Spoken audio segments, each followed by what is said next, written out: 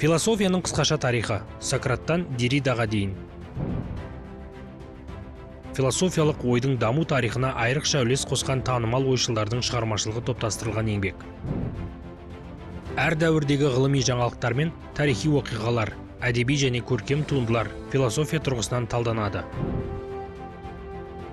Автор батыс дәстүріндегі көрнекті философтардың негізгі еңбектерін кезең-кезеңмен таныстырады. Жинақта философтардың өмір деректері мен басты еңбектерінің тізімі хронологиялық ретпен орналастырылған. Олардың шығармаларының негізгі идеяларын талдауға басымдық берілген.